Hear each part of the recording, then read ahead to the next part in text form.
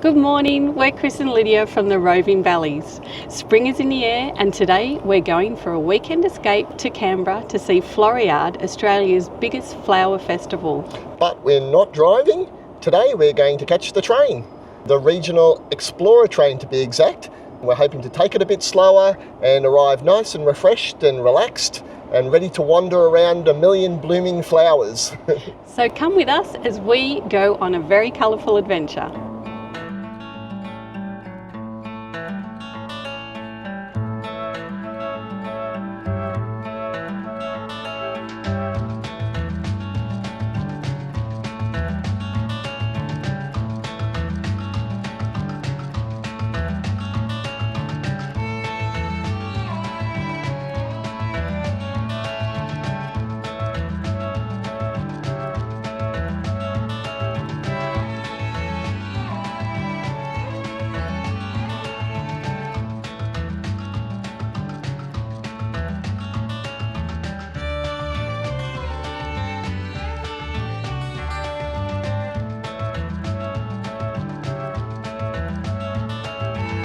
Good morning passengers, once again welcome aboard to New South Wales TrainLink XPLORER service through to Canberra.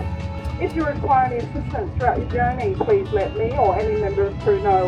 We invite you now to sit back, relax and enjoy your journey. Thank you and good morning.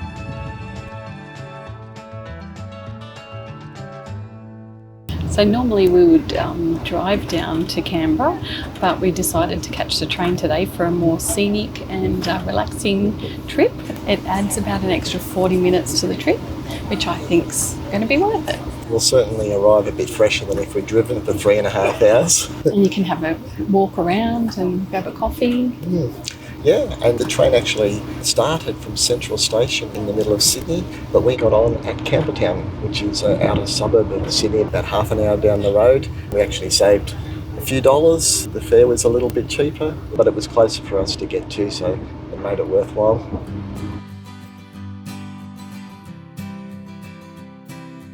The Explorer train between Sydney Central and Canberra runs 3 times each way every day, taking just over 4 hours. Our train had only 3 carriages. The back 2 carriages were reserved for economy ticket holders, while the front carriage was home to the buffet counter and the seating for first class passengers. So on the way down to Canberra, we're travelling first class, and on the way back, we're going economy. So stick around and we'll compare the two and you can decide what's the best way to travel for you. Our first class seats were comfortable, with plenty of legroom, a sturdy metal tray table, and a back that reclined an impressively long way. Perfect for relaxing and watching the countryside roll by. Your buffet is located in car A for Alpha, towards the front of the train. The buffet is now open and serving grain and hot and cold refreshments. Some cream, coffee, scones, plate, some coffee bag, stirrer, and that's your Devonshire tea. Very fancy. But they're nice and warm, but they're crumbly. Now, some people put their cream on first, but I'm more of a jam person. Definitely jam first. I give it a 5 out of 10. Hopefully the coffee's better. The Explorer took us through the picturesque rolling hills of the Southern Highlands, with its farmlands and its historic towns, before heading onwards to Goulburn.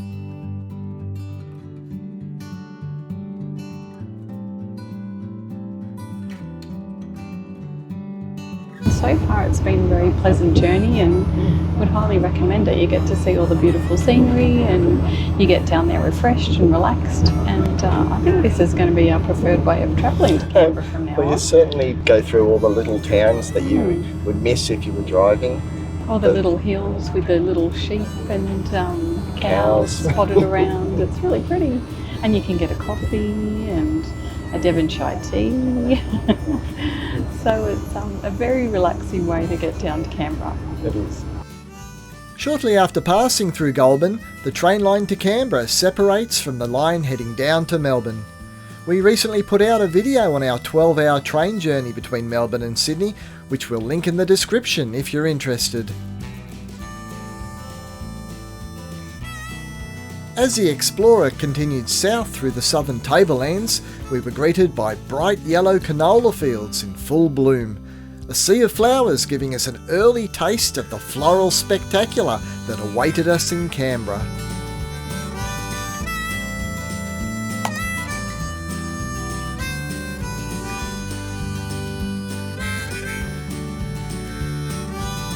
I've never been to a flower festival before, so I don't know really what to expect, but Lots of flowers. yeah, there's supposed to be over 1 million flowers there, so I'm guessing there's plenty of pollen floating around. Pack the antihistamines and some tissues, Yes. and we're prepared. Yes. And just like that, the countryside gave way to the outskirts of Canberra, the nation's capital and home to Floriade. Welcome to Canberra.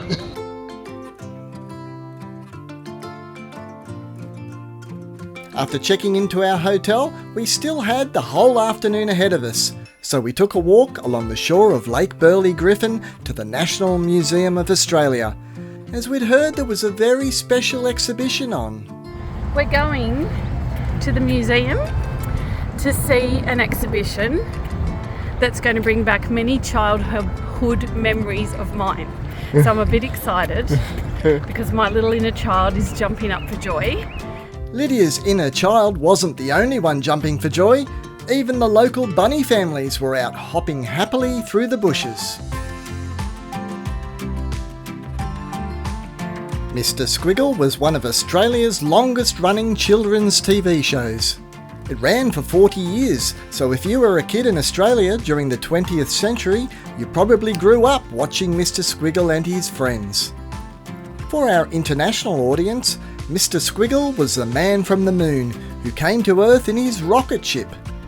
Children would post in their squiggles, random doodles on a page, and Mr. Squiggle would turn those lines into recognisable drawings with his pencil nose. Mr. Squiggle's friends included his human assistant, who helped him turn his drawings upside down, Miss Jane, along with the grumpy blackboard and Bill the steam shovel. The exhibition was a wonderful tribute to the show's creator and puppeteer, Norman Hetherington. It featured all the main puppets from the show, along with many of the other characters Hetherington created for children's television over the decades. It was a lovely trip down memory lane and a nostalgic way to spend the afternoon.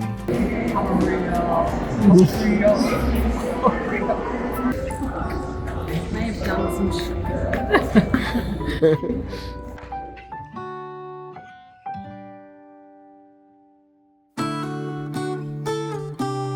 Good morning, everyone. It's Saturday morning at 8 o'clock in the morning, and we're here at Floriade at the Regatta Point gates.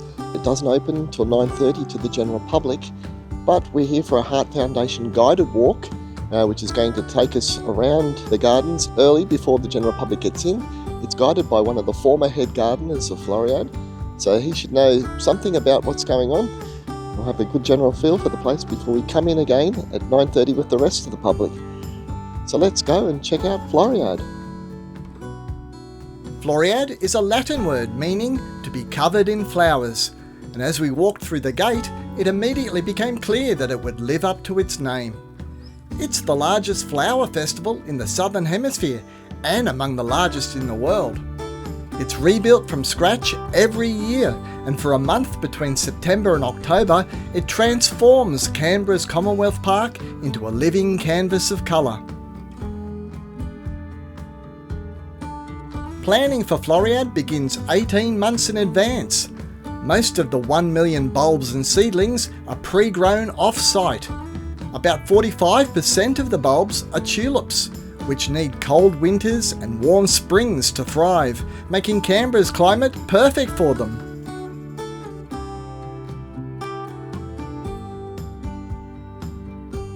From late April through June, the bulbs and annuals are carefully planted in the park, following detailed maps that match the year's theme. In 2025, the theme was Science and Nature, with garden bed patterns inspired by physics, chemistry, astronomy and biology. It wasn't easy to see these designs from ground level, and with drones banned, we had to be satisfied with admiring the vibrant flowers and colours from the pathways. We did manage to get an aerial view later in the day, so stay tuned for that.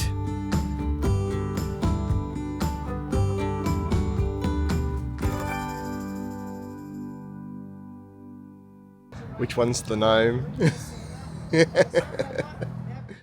So we've just finished our walking tour, and that was well worth it. If you're planning to come down in the future to see Floriade, we would highly recommend that you get up early and come and do the walk before all the other people get to enter the park, and you get a bit of history about Floriade, and you get to see it without 50 million people in the park. So, well, it's only on Saturday mornings, this Heart Foundation walk, but it was run by volunteers. The guide actually used to be the head gardener here at Floriade.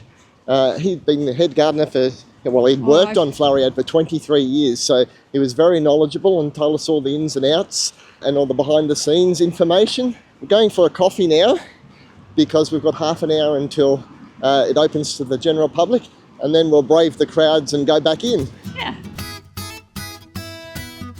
A few more people now. It's a little bit busier at this time of day, but it creates to the excitement of the atmosphere. I think last year they said they had about 400,000 people through. Wow. So hopefully they're not all coming through today. Oh, okay. So you can hire these. You can hire motorised scooters, wheelchairs, walkers, strollers. That's a good idea. Yeah. The first Floriade was held in 1988 as part of Canberra's 75th anniversary and Australia's bicentenary celebrations.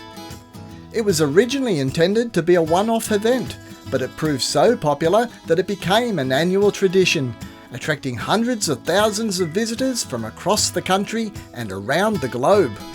In fact, attendance this year broke the record, with nearly 520,000 attendees. As it's warming up more, they're opening up more. Oh, the flowers Yeah, themselves? the flowers, bulbs? yeah. Aren't they? Because this morning they were a lot more closed. Oh, that's pretty. The reds are pretty.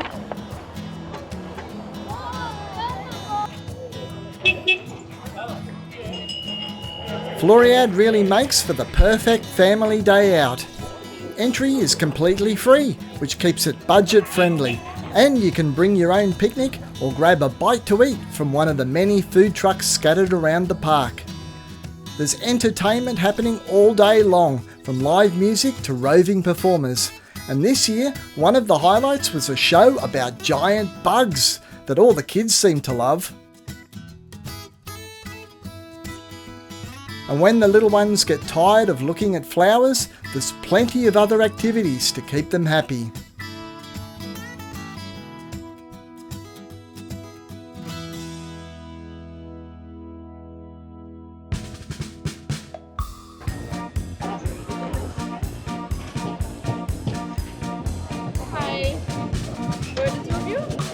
So while Floriade is free to get into, the Ferris wheel costs an extra $12 if you want to go on it. But hopefully we get a great view across the flower beds, a different perspective from up high. So we'll show you what it's like so you don't have to pay the $12.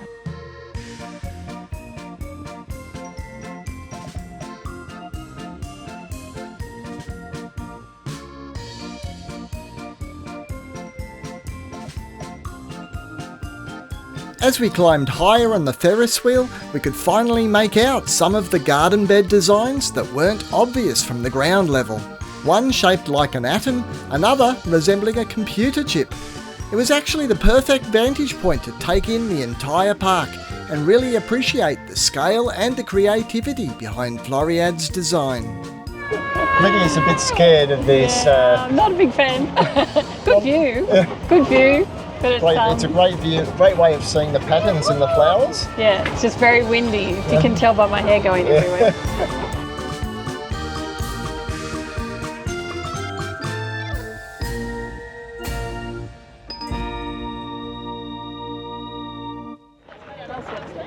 Gnome Knoll.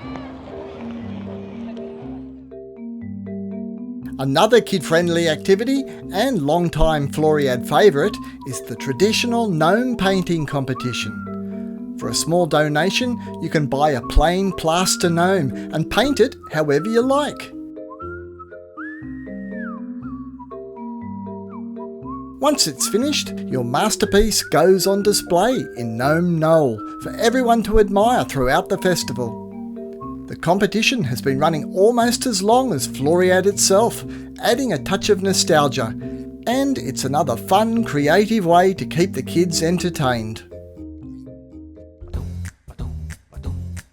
It's not just about the kids. There's plenty of market stalls scattered throughout the park, selling everything from food to jewellery, art, clothing, and of course, all things floral.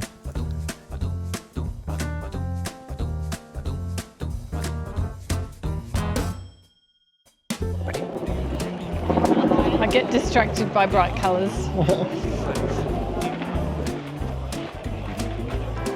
Gin Garden. Let's go and... This is the one you've been looking forward to all day. And for the adults, we discovered a little sanctuary in the form of a gin garden. A perfect spot to relax, enjoy some botanical-inspired cocktails, and take a break from exploring the flowers. Shall I surprise you? Yeah. Okay.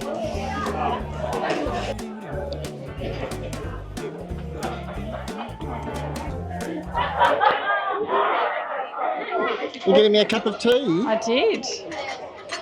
Very refined bone china. Fine bone china. Very nice, but I Might don't be really a- feel like a cup of tea. That's all right. We've got something, maybe have a little bit something stronger in it. But you might need to go home for a nap afterwards. Look at this little table in the gazebo right behind you. That's pretty, isn't it? It's a lovely place. Look at it, it's chandelier and the high tea. It's very sophisticated. And they've got all in here too. I think you can have. Yeah, I it don't looks know if like it's there's some wine indoor or- stuff there as well. But it's also nice to sit in the sun. Some people just love, especially in Canberra after a cold winter, to come here and defrost sitting in the nice spring sun. Here we go. Here we got our pot. Thank you. So is there a way? Oh, there's the watermelon to go on the side. Thank you so much. Thank you. Okay, I'm going to pour you a cup of tea. Oh my goodness, it's a big pot. It's a watermelon gin drink. Actually, I should get the menu, shouldn't I? So this was recommended, and it's a watermelon slide. It's signature gin, juicy watermelon, ripe strawberry, zing of lime, almond richness, and a finesse of bitters. Okay. So let's give it a go. And how does it taste? You can be our Tell you. taste tester. Strong. Strong It's good, but and it's sweet. strong and sweet. Do you put your watermelon inside the drink or do you eat it? I think you put it inside the drink. It's very strong, and that's a full pot. So I'm a little concerned as to how the afternoon's going to go now. Well, we don't have to drive anywhere. No, we've still got a little bit of That's the walking advantage around of to do. catching the train down to Canberra.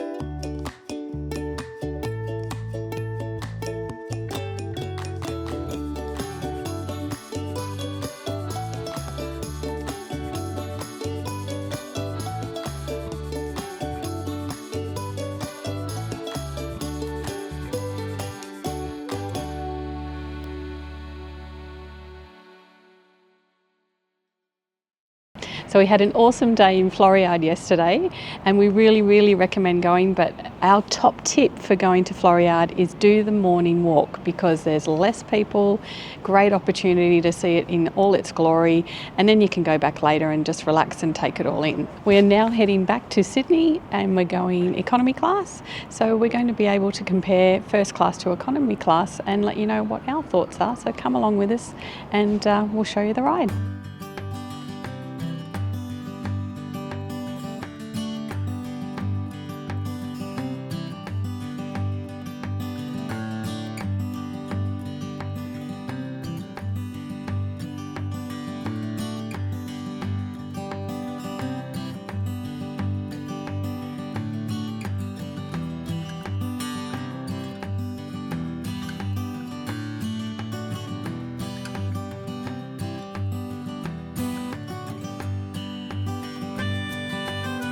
Here's a fun little fact about the Explorer train. Even though it looks like a regular passenger train, all three carriages actually have their own engines. The power is spread evenly along the train, which makes it quieter and smoother, and a bit zippier than you'd expect. Both front and rear cars have a driver's compartment, so the train doesn't need to turn around at the end of the line. And that's why the economy carriage that was at the back of the train on the way down to Canberra is now at the front on the return journey.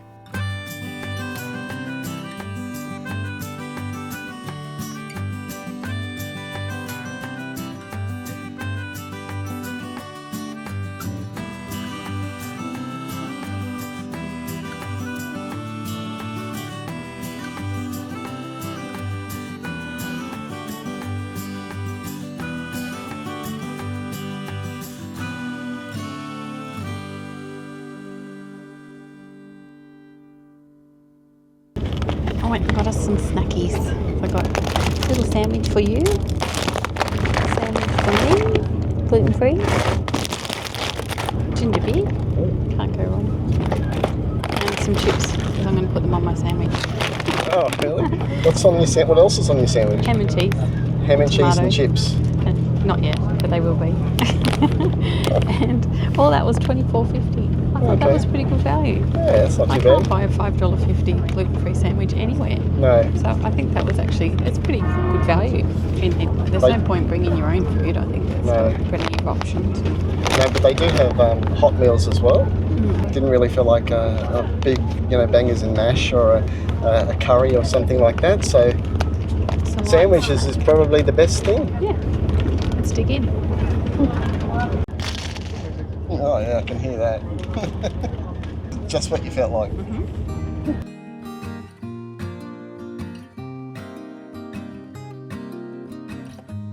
To be honest, the difference between economy and first class on the Explorer was pretty subtle. The tray tables were basically the same, and the extra legroom wasn't huge.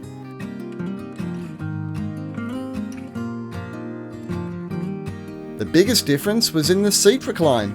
First class seats lean back a lot further, which could make a real difference on a longer trip. The buffet car is also part of the first class carriage, so it's a slightly shorter walk when you're ready for a snack. And you're allowed 2 large pieces of luggage in first class, compared to just 1 in economy. The fare was $53.65 each way in economy and $75.55 in first class, about a 40% difference. Let us know in the comments if you would pay the extra to ride first class.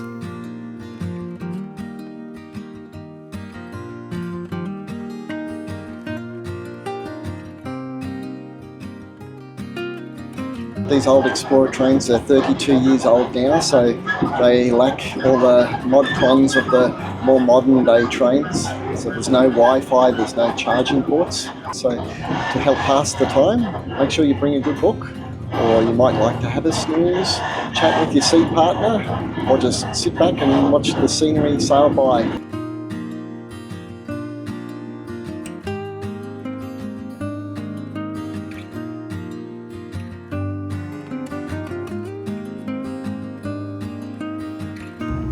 Campbelltown will be our next stop. If you're leaving this service at Campbelltown, please be prepared to do so.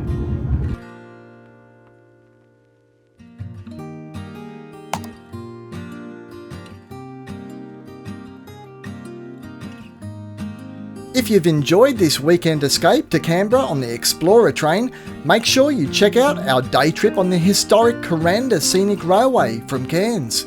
It's a journey through some of the oldest rainforest in the world. We hope that you come roving with us again next time. Bye for now.